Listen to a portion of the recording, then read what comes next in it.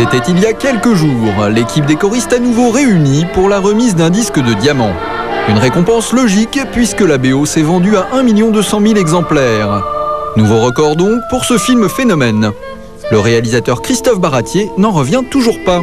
C'est surréaliste pour moi parce que c'est vrai qu'il y a 2 ans, quand on écrivait ces petits morceaux avec Bruno Coulet, les gens nous disaient le cœur d'enfant, ça ne marche pas, personne n'en écoute.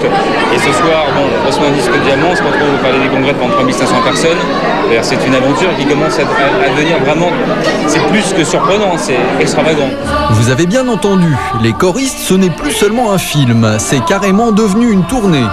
En vedette, on retrouve sur scène Jean-Baptiste Monnier, le petit morange du film. L'emploi du temps de ce jeune homme de 14 ans est décidément chargé. Je suis très fatiguée. Je suis très déjà content du succès du film. Et puis, content aussi de faire ces concerts et faire cette tournée en France. Mais qu'on ne s'y trompe pas.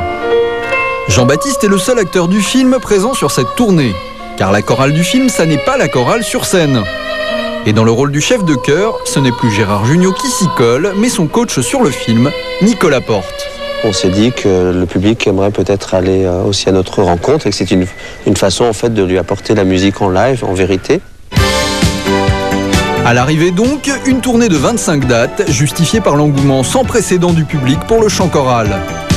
Un genre qui n'était pas vraiment à la mode lorsque Bruno Coulet a commencé à composer la BO du film. C'est surprenant, c'est une musique très simple et c'est peut-être ça qui a plu aux gens. C'est très émouvant parce que ça arrive comme ça sans qu'on s'y attende. En effet, comment s'attendre à un tel plébiscite ? Avec 8 500 000 spectateurs, les choristes sont devenus les numéros 1 du box-office français en 2004.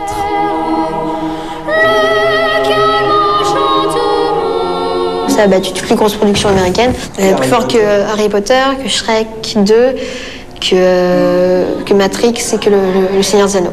Impressionnant. Et ça n'est pas fini. En plus de la tournée, le film est en course pour les Césars et les Oscars. La fièvre choriste a même atteint les plus hautes sphères. Cette semaine, le ministère de l'Éducation nationale a carrément fait voter une loi. Les établissements scolaires seront désormais obligés de posséder une chorale.